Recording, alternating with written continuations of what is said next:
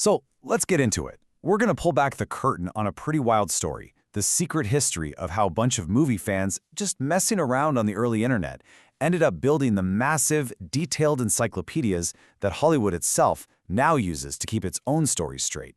It's this incredible journey from pure fan passion to, believe it or not, an industry standard.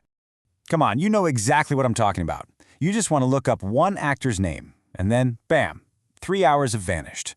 You now know the entire filmography of some obscure stunt person, and you're an expert on a tiny mistake in a movie from the 80s. Well, that whole rabbit hole, it wasn't designed by some big company. It was dug piece by fans just like you. And of course, the biggest and deepest of all these rabbit holes has to be the Internet Movie Database, or IMDb. You've probably used it a million times, but I bet you don't know its origin story. It's not what you'd expect.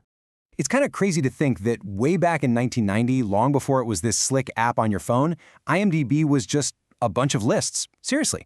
On this old-school internet forum called Usenet, a film buff named Colin Needham and his friends were just making lists for fun, like actresses with beautiful eyes. It was a hobby. But that hobby just kept growing and growing until, boom, in 1998, a little company called Amazon swooped in and bought it for a cool $55 million.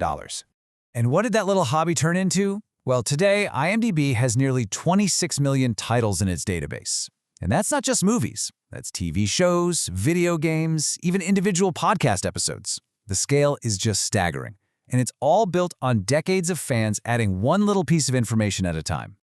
Okay, so having a giant catalog of everything is one thing, but what happens when that fan obsession gets even more specific? I'm talking about a database that's dedicated entirely to all the things that go wrong in a movie.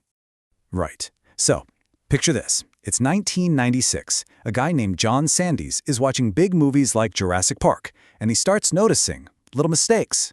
So he does what any nerd with a new internet connection would do. He starts a simple web page to keep track of them. And that one little page, it eventually became MovieMistakes.com. And look, we are way past just spotting a rogue coffee cup here. The fans on this site are like detectives, categorizing everything with incredible precision. You've got your continuity errors, where, a glass is full in one shot and half empty in the next. You've got factual errors, and my personal favorite is revealing the filmmaking process, where you can spot the reflection of a boom mic in someone's sunglasses. It's just this amazing communal attention to the tiniest details. This level of detail, though, it goes so much deeper than just facts or goofs. When it comes to the biggest franchises out there, fans aren't just watching anymore. They're actually building the entire universe, online, for everyone else. Believe it or not, there's a fancy academic term for what's going on here. It's called paratext. Basically, it's all the stuff around the main thing, the movie. So think posters, trailers, interviews, and I guessed it, fan wikis. It's all the material that helps us understand the story better. And fan wikis might just be the most powerful form of paratext there is today. And as researchers have found, these fan-made sites are so much more than just trivia dumps. They've become essential roadmaps for navigating these massive, complicated fictional worlds. And here's the real kicker. A lot of the time, these fan-run wikis are way more detailed and up-to-date than the official websites run by the actual studios. I mean, just look at the sheer scale of this effort. It's mind-blowing. Wikipedia, the Star Wars wiki, has over 145,000 pages covering decades of lore. The Marvel database, over 212,000 pages. This is a tremendous amount of what's called immaterial labor. All of this incredible work done by fans, totally for free, just for the love of it. Now, most of these fan communities are all about diving deeper, enhancing the experience. But what if we flip that completely on its head? What if the entire point of the website was to spoil everything? Yeah, that quote says it all. Websites have popped up whose entire mission is to just tell you what happens. They give you these super detailed summaries, every single twist, right down to the ending. So if you don't have time for a 3-hour movie, but you're curious how it ends, these sites have your back. Here, spoilers aren't a bug, they are absolutely the main feature. Okay, so we've got the giant catalogs, the mistake trackers, the super deep lore wikis. But this is where the story really takes a turn.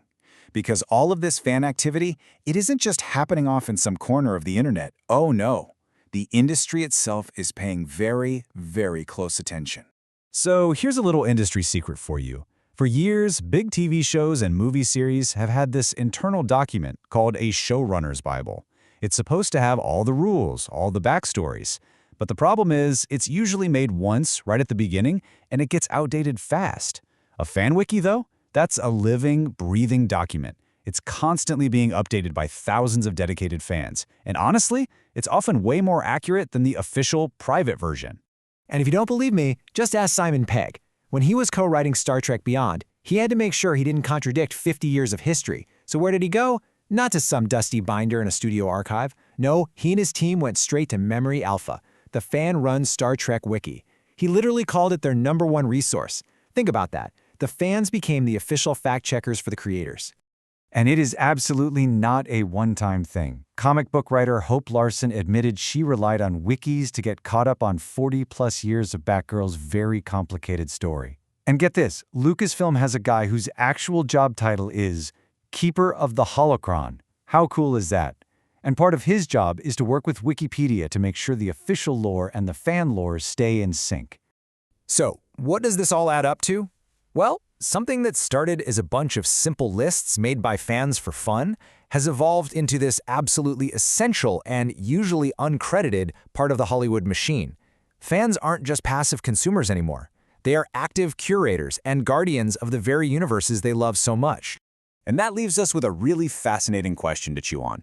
In a world where the free labor of passionate fans is creating the definitive guidebooks for billion-dollar franchises, guidebooks that the pros themselves rely on, what does that say about who owns these stories? Who really holds the keys to these incredible imaginary worlds?